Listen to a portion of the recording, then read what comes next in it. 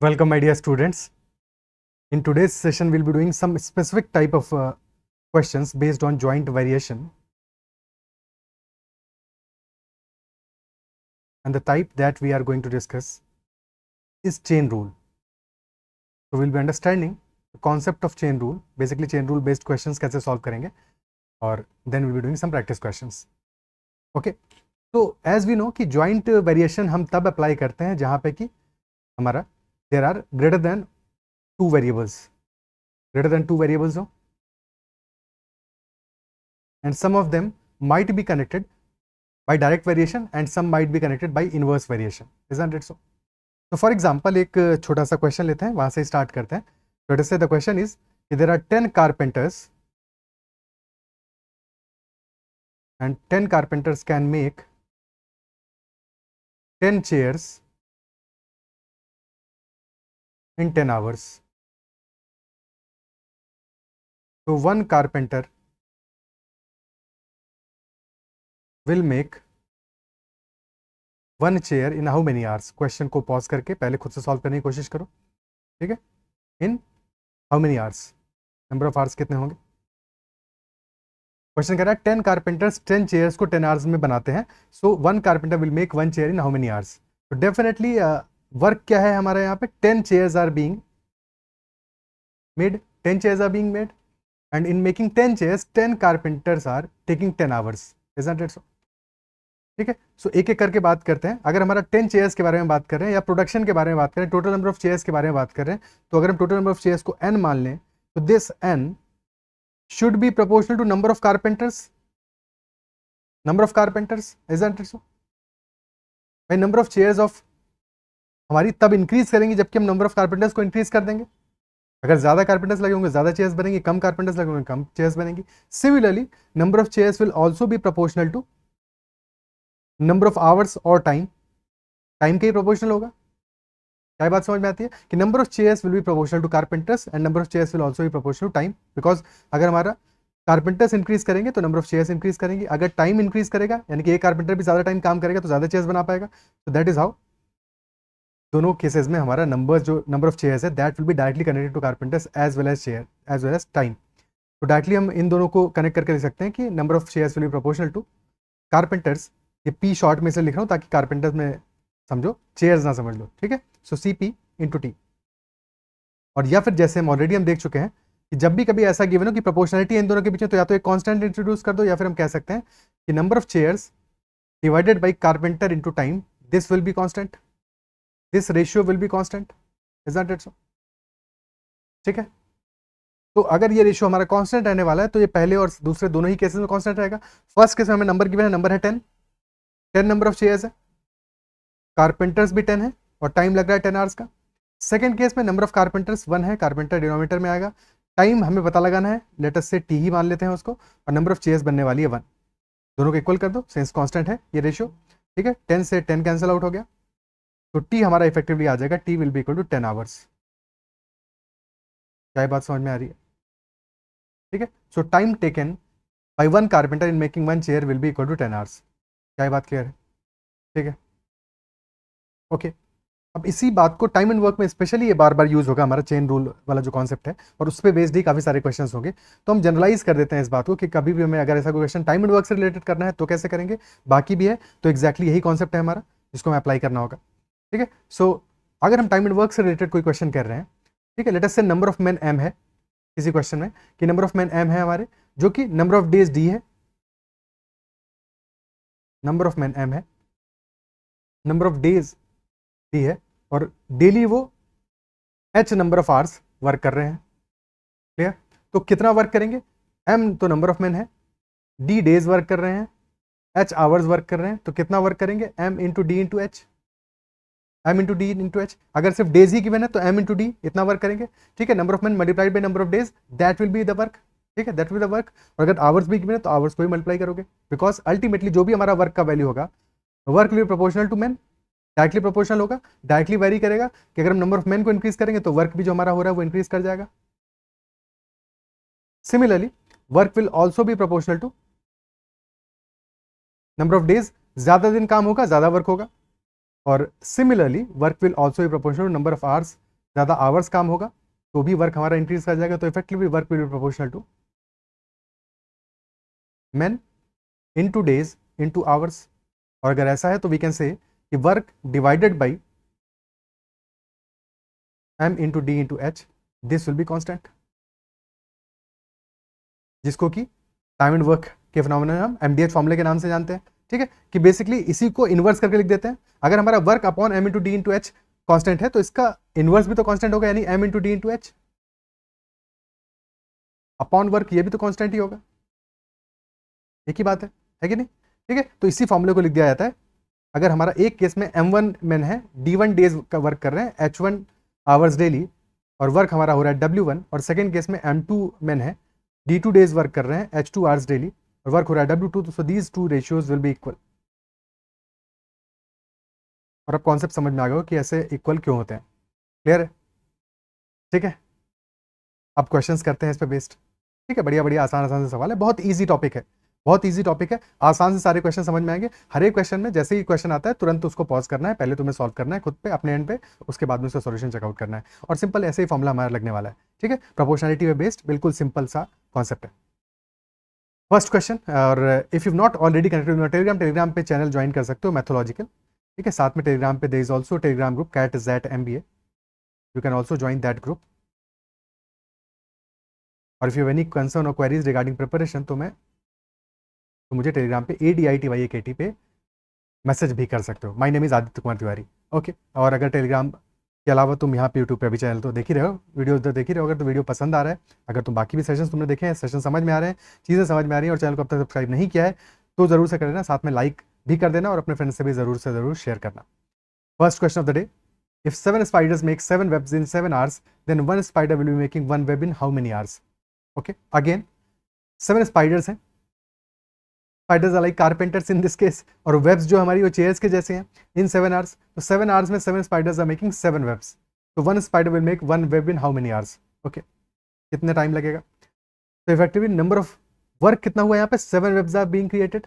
ठीक है, 7 webs are being created, 7 spiders हैं, 7 आवर्स वर्क कर रही हैं। ठीक है, और जो हमारा नंबर ऑफ वेब्स है प्रोपोर्शनल होगा किसके? स्पाइडर्स के। स्पाइडर्स बढ़ेंगी तो वेब्स भी इंक्रीज कर जाएगा।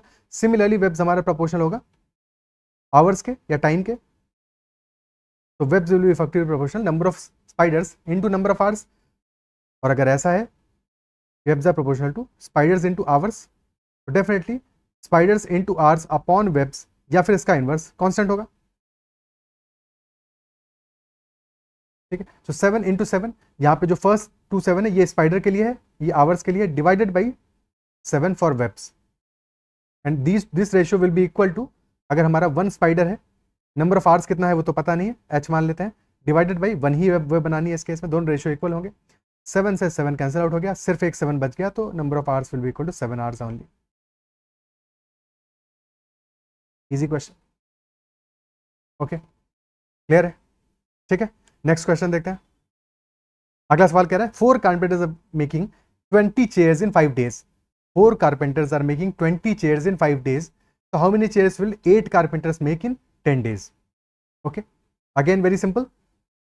Carpenters हैं 4, days हैं 5, तो 4 into 5 carpenters into number of days divided by number of chairs, या divided by work, और work है हमारा 20 chairs, तो divided by 20, so this ratio will be constant, so this will be equal to carpenters in second case are 8, number of days is 10, और number of chairs को C मान लेते हैं, तो 4 into 5 20 से 20 कैंसिल आउट हो गया, so number of chairs will be equal to 80, option D. Clear? ठीक है, अब इसी क्वेश्चन में एक और खुरपेच हो सकता था, एक और मॉडिफिकेशन हो सकता था, जस्ट इन केस कि क्वेश्चन ये कहता कि कारपेंटर्स की एफिशिएंसी डबल हो गया, 8 कारपेंटर्स है, but this time efficiency is 2/3 मान लेते हैं, एफिशिएंसी इज 3/2 मान लेते हैं, 3/2। ठीक है, एफिशिएंसी 3/2 ऑफ प्रीवियस कारपेंटर्स, तब कैसे करेंगे? So if this is additionally mentioned in the question कि efficiency 3/2 of previous carpenters, so what does that imply कि initially अगर हमारा कारपेंटर की efficiency 2 थी, तो now कारपेंटर की efficiency कितना है? 3 है। पहले अगर वो 2 यूनिट्स काम कर रहा था 1 आवर में या 1 डे में, तो अब वो 3 यूनिट्स काम कर रहा है। तो ये एक एडिशनल चीज़ हो जाएगी जो एफिशिएंसी को भी हमें एडिशनली मल्टीप्लाई करना पड़ेगा। कि नंबर ऑफ कारपेंटर्स को तो मल्टीप्लाई करेंगे ही करेंगे, एफिशिएंसी को भी एडिशनली मल्टीप्लाई कर देंगे। क्लियर है? तो इस कॉन्टेक्स्ट में फिर हमारा इक्वेशन बन जाएगा 4 इंटू 5 इंटू एफिशिएंसी, पहले 2 था तो into 2 and this divided by 20 and this will be equal to, अब क्या है 8 इंटू 10 और एफिशिएंसी है 3 इंटू 3 डिवाइडेड बाई सी। तो 20 से 20 कैंसिल आउट हो गया और ये 2 से यहाँ पे 4 बचा, तो C will be equal to 120। Number of chairs will be 120 in this case. Okay, क्या बात समझ में आती है? ठीक है, अगला question. If 7 carpenters built 10 chairs in 12 days working 8 hours a day, how many days will it take for 4 carpenters to build 15 chairs if they work for 9 hours a day? बिल्कुल सिंपल क्वेश्चन है। ठीक है, इसका answer तो तुम comment में ही mention कर देना। अब इसको क्या बताऊँ अलग से, 2 क्वेश्चन ऐसे अपन ने कर लिए। ठीक है, तो कमेंट में इसका आंसर मेंशन कर देना, क्या आंसर आएगा। नेक्स्ट क्वेश्चन करते हैं। Next is 12 workers can build a wall in 20 days. How many laborers of double the efficiency? Double the efficiency. ठीक है, लेबरर्स पहले वाले केस में भी होंगे, वर्कर्स और लेबरर्स एक ही बात है, बट यहाँ लेबरर्स मेंशन होना चाहिए था। तो 12 labourers can build a wall in 20 days. How many labourers of double the efficiency are needed to build 4 such walls in 24 days? First case में लेबरर्स का एफिशिएंसी कितना है? एफिशिएंसी फर्स्ट केस में है 1 और सेकेंड केस में जो efficiency है दैट इज 2। ओके, और जो वॉल है, वॉल बिल्ड कर रहे हैं, यही तो वर्क है हमारा। तो जो वर्क है हमारा, work will be proportional to number of labourers. Number of labourers, work will also be proportional to efficiency of a labourer. Efficiency अगर ज्यादा होगी तो वर्क ज्यादा होगा, और work will also be proportional to number of days. बार बार ये लिखने की जरूरत नहीं है वैसे तो, एमडीएच फॉर्मूला डायरेक्टली अप्लाई कर देना है, बट फिर भी समझाने के लिए लिख रहा हूँ। ठीक है, सो नंबर ऑफ लेबरर्स हमारे पहले वाले केस में 12 है, नंबर ऑफ डेज 20 है, और they are making one wall. ठीक है, और एफिशिएंसी का रेशियो क्या है 1:2, यानी फर्स्ट केस में एफिशिएंसी 1 है तो उसको ही मल्टीप्लाई कर दो। सेकंड केस में नंबर ऑफ लेबरर्स कितने हैं ये तो पता लगाना है, लेट अस से x होंगे, एफिशिएंसी डबल है तो मल्टीप्लाई कर दो एफिशिएंसी से, 2 हो गया, और नंबर ऑफ डेज है 24 एंड डिवाइडेड बाई, इस बार 4 such walls are to be created, तो डिवाइडेड बाई 4 इक्वल कर दो। तो 12 से 2 टाइम्स जाएगा और 4 से ये 4 कैंसिल आउट हो गया, तो यहाँ से x will be equal to 20। देखिए 20 लेबरर्स आर रिक्वायर्ड,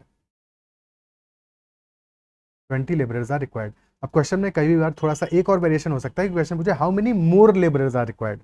ठीक है, कि इनिशियली अगर हमारे पास 12 वर्कर्स थे या 12 लेबरर्स थे, तो अब कितने एडिशनल रिक्वायर्ड है? तो 12 अगर ऑलरेडी थे, 20 टोटल चाहिए, तो 8 एडिशनल चाहिए। तो ये भी एक कई बार क्वेश्चन में रहता है गुफअप, इसको एक बार ध्यान दे लेना। कभी भी क्वेश्चन करो, कोई भी क्वेश्चन हम कर रहे हो, हमेशा क्वेश्चन का जो लास्ट लाइन है, क्वेश्चन एग्जैक्टली हमसे जो पूछ रहा है, जो डिमांड कर रहा है, जो ऑप्शन में गिवन है, वो ध्यान से पढ़ना है, बहुत ध्यान से पढ़ना है, वहां पे गलती होने का बहुत स्कोप रहता है। ठीक है, next question. 20 men can build a wall 56 meters long in 6 days. So what length of a similar wall can be built by 35 men in 3 days? तो 20 men, इस बार क्या है, वॉल की लेंथ गिवन है, यही वर्क है हमारा, तो डिनोमिनेटर में यही वैल्यू आएगा। तो 20 men in 6 days are making 56 meters long wall, और ये this ratio will be equal to 35 men in second case multiplied by 3, और लेंथ क्या होगी, डिवाइड बाई एल कर दो। ओके, तो 20 है, 4 से जाएगा ये 5 टाइम्स 14, 7 बचेगा, ऊपर 3 बचेगा, 5 से 7 टाइम्स जाएगा, 3 से 3 कैंसिल आउट हो गया। L in this case will be 7 into 7 यानी कि 49 metres will be the length of the wall. Option C.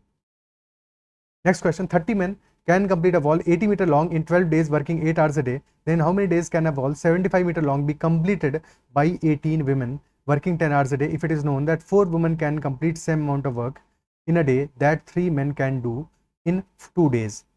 4 women can complete same amount of work, यानी कि 4 women जितना काम करती हैं, same work is being done by 3 men. Same work is being done by 3 men. ठीक है, तो अगर 4 वुमेन का वर्क 3 मैन के इक्वल है, तो वुमेन की एफिशिएंसी और मैन की एफिशिएंसी क्या क्या मान सकते हैं? ठीक है, कैन वी से 4 वुमेन का work is equal to 3 man का वर्क, तो वुमेन डिवाइडेड बाई मैन कर दो, this will be equal to 3/4। यानी कि अगर हम वुमेन की एफिशिएंसी को 3 यूनिट मान लें तो मैन की एफिशिएंसी आ जाएगी 4 यूनिट। ठीक है, अगर if a woman is doing 3 units work तो man will be doing 4 units work. Okay, first case में क्या है, 30 मैन है, MDH 30 man into 12 days into 8 hours, और एफिशिएंसी मैन की है 4 मल्टीप्लाइड बाई 4, और वर्क कितना कर रहे हैं, ये 80 मीटर लॉन्ग वॉल बना रहे हैं, तो डिवाइड बाई 80 कर दोगे। This will be our first ratio. Second ratio में वैल्यू क्या आएगा, 18 विमेन है, कितने डेज वर्क कर रही हैं ये क्वेश्चन में हमें पता लगाना है, डी मान लेते हैं। आवर्स हैं 10 आवर्स, और वुमन की एफिशिएंसी है 3, तो मल्टीप्लाइड बाई 3 कर दोगे, और डिवाइडेड बाई वॉल कंप्लीट करनी है 75 मीटर की, divide by 75, and these two must be equal. 10 × 3 हुआ 30, 30 से 30 कैंसिल आउट हो गया, 8 से नीचे बचा 10, ओके, फिर 6 2 ज़ा 12, 6 3 ज़ा 18, 3 से बचा 25, और कुछ सिंप्लीफाई हो सकता है, हाँ 2 से नीचे बचेगा 5, तो this value will be, D will be equal to 25 × 4 by 5, this will be 100 by 5, 20 days. The number of days will be 20. In 20 days the woman will be able to complete a wall of 75 meters in this case. Clear है? Okay, so easy question. Next question करते हैं. A fort had provision of food for 90 men for 45 days. After 10 days 15 men left the fort. The number of days for which the remaining food will last. Now in this case एक total food है हमारे पास, कितना है नहीं पता, but अच्छा खासा food है, and for that food this is being said that it last for 90 men for 45 days. Okay, ठीक है, फॉर 90 men फॉर 45 days. क्या ये बात क्लियर है? तो क्या यहाँ पे ये बात देख पा रहे हो, क्योंकि फूड हमारा लिमिटेड है, कांस्टेंट है, फूड तो कांस्टेंट है, ठीक है, सो डेफिनेटली अगर हम नंबर ऑफ मेन को इंक्रीज करेंगे तो number of days the food will last that will decrease. Main बढ़ जाएंगे तो फूड कितने दिन लास्ट करेगा, डिक्रीज कर जाएगा, या फिर हम मेन को डिक्रीज कर देंगे तो नंबर ऑफ डेज इंक्रीज कर जाएगा, यानी मेन और डेज इनवर्सली प्रोपोर्शनल होंगे इस केस में, बिकॉज फूड तो कांस्टेंट है, और अगर मेन और डेज इनवर्सली प्रोपोर्शनल है तो यानी कि मेन इनटू डेज कांस्टेंट होगा. तो फूड को एक तरह से हम इतना ही मान लेते हैं कि 90 men × 45 इतने केजी है, ठीक है, इतने केजी फूड है अपने पास, तो मेन इनटू डेज कांस्टेंट होगा. फर्स्ट केस में वैल्यू क्या रहा है, 90 × 45. अब ध्यान से समझना इस बात को, ठीक है, 90 × 45 आ रहा है. सेकंड केस में क्वेश्चन कर रहा है after 10 days 15 men left the fort, यानी कि इनिशियल 10 days में क्या स्टोरी होगा, फर्स्ट 10 days में क्या स्टोरी होगा, फर्स्ट 10 days में हमारे पास टोटल 90 men ही रहेंगे, ठीक है, तो number of men is 90, number of days is 10. फिर 10 days के बाद में नंबर ऑफ men 15 कम हो जाएंगे, सो 90 - 15 यानी कि 75, और नंबर ऑफ डेज मान लिया कि डी है. ओके, क्या बात क्लियर है? अब इसको सॉल्व कर लेते हैं. 90 × 10 को लेफ्ट हैंड साइड में लेके चले जाओगे, सो दिस विल बिकम 90 × 45 - 10, यानी 90 × 35, that is equal to 75 × D. तो 15 5 जार 75, 15 6 जार 90, 5 से जाएगा 7 टाइम्स, 6 × 7, तो डी हमारा आ जाएगा इक्वल टू 42 डेज. और क्वेश्चन हमसे यही पूछा है कि number of days for which the remaining food will last, बचा हुआ फूड कितने दिन लास्ट करेगा ये पूछा है, टोटल कितने दिन लास्ट करेगा फूड ये नहीं पूछा, तो आंसर विल बी 42 डेज. अगर पूछता टोटल कितने लास्ट किया है तो 10 days तो हो गया इनिशियल, 10 + 42, आंसर उस केस में 52 आता. क्लियर है? ठीक. अब इस क्वेश्चन में एक और छोटी सी बात है जो समझने वाली है, जिस वजह से हमारी क्वेश्चन और भी आसान हो जाएगी. वो ये है कि हमें पता है कि इनिशियल 10 days तक तो कुछ भी चेंज नहीं हुआ, इनिशियल 10 days तक तो कुछ भी चेंज नहीं हुआ. टोटल 45 days का मामला था, जिसमें से कि फर्स्ट 10 days तो वही सेम कहानी है, चाहे पहला केस हो चाहे दूसरा केस हो, दोनों में फर्स्ट 10 days तो 90 में नहीं है, यानी कि स्टोरी बदलती है लास्ट के 35 days जो पहले वाले केस में है. तो अगर फर्स्ट केस में बात करें तो लास्ट 35 days में 90 men, अगर 90 men रहते हैं तो 90 men for 90 men the food will last 35 days, isn't it so? For 90 men food will last 35 days, तो 90 × 35, m × d कांस्टेंट है. और सेकंड केस में 75 men बचे हैं, तो 75 × d कर दोगे स्ट्रेट अवे, 5 6, बाकी स्टोरी तो पता ही है. तो सीधे सीधे तुम्हारा एक ही बार इक्वेशन बना के क्वेश्चन सॉल्व हो जाएगा, ठीक है. अननेसेसरली तुम 2 बार चीजें कहानी नहीं चेंज करोगे, क्योंकि 10 दिन के बाद में जो हुआ है वही इंपॉर्टेंट है, शुरू के 10 दिन में जो हुआ that is not important, because that is not changing. 90 men first case में भी है, 90 men सेकंड केस में भी है, तो पहले वाले 10 दिन में तो कहानी नहीं बदल रही, कहानी बिल्कुल सेम है. कहानी जहां से बदलना शुरू हो रही है वहां से ही ट्विस्ट आ रहा है, वही हमारे लिए इंपॉर्टेंट है, वही क्रूशल है, ठीक है. Next question. Garrison has enough food for to sustain 80 soldiers for 4 months if each soldier consumes 1200 grams of food per day. अब इस क्वेश्चन में एक और एडिशनल एलिमेंट आ गया कि कितना कंजम्पशन कर रहे हैं, दैट इज ऑल्सो गिवन कि 1200 grams of food per day they are consuming. 80 soldiers for 4 months. तो टोटल फूड कितना हो गया? 1200 grams of food per day एक सोल्जर कंज्यूम कर रहा है, मल्टीप्लाइड बाई 80 सोल्जर्स है और मल्टीप्लाइड बाई 4 मंथ्स के लिए कंज्यूम कर रहे हैं, तो 4 इंटू, अगर मंथ को हम 30 मान लें, ठीक है, 30 डेज मान लें, या फिर मंथ के डेज ना माने, 4 मंथ्स ही से मल्टीप्लाई कर दें, अभी के लिए यही रहने देते हैं। टोटल फूड हमारा 1200 grams multiplied by 80 soldiers multiplied by 4 months. Clear है? क्योंकि अगर वैल्यूज हमारी मंथ में ही आने वाली है तो उसको डेज में कन्वर्ट करने की जरूरत नहीं है, क्योंकि उसकी कोई जरूरत ही नहीं है, तो फिर क्यों करेंगे। Okay, after a month a reinforcement of 40 men joins the garrison. यानी फर्क क्या पड़ा? आफ्टर ए मंथ अगेन यहाँ पे आ गया, यानी कि इनिशियल 1 मंथ में टोटल 4 मंथ्स का था फूड, पहले एक महीने के लिए कुछ भी फर्क नहीं पड़ता है, पहले एक महीने स्टोरी वैसे ही चला, टोटल 4 मंथ्स में से फर्स्ट 1 मंथ तक तो स्टोरी सेम है, सेम है, तो उसको इग्नोर करो। बात करते हैं लास्ट के 3 मंथ्स की, बाद के 3 मंथ्स की, क्योंकि यहाँ पे चेंज आया है। तो बेसिकली फूड 1 मंथ के बाद में कितना बचा है? 3 मंथ्स का फूड बचा है for 80 soldiers and 1200 grams each. तो टोटल फूड कितना बचा? 3 मंथ्स का इंटू 80 सोल्जर्स का into 1200 grams, this is total food. Okay, and now the number of main कितना है, सोल्जर्स कितना है? 80 प्लस 40 120 सोल्जर्स हो गए, 120 सोल्जर्स हो गए। For how long will the food last after the arrival of reinforcement if each soldier now consumes 800 grams. तो consumption भी कम कर दिया इन्होंने, अब कंजम्पशन हो गया 800 ग्राम्स।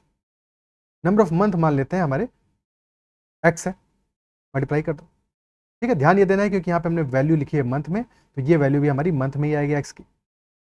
ओके, नाउ 80 इंटू 1200 और क्या 120 इंटू 800 क्या सेम ही नहीं होगा? यहाँ पे 3 जीरो यहाँ से उड़ा दो, 3 जीरो यहाँ से उड़ा दो, 12 इंटू 8 96, यानी कि ये 8 से 8 कैंसिल आउट हो गया, 12 से 12 कैंसिल आउट हो गया, यानी कि बेसिकली एक्स हमारा 3 मंथ से आ जाएगा, क्योंकि उन्होंने कंजम्पशन अपना रिड्यूस कर दिया, दैट इज वाई इस केस में हमारा जो टोटल टाइम है वो चेंज नहीं होगा।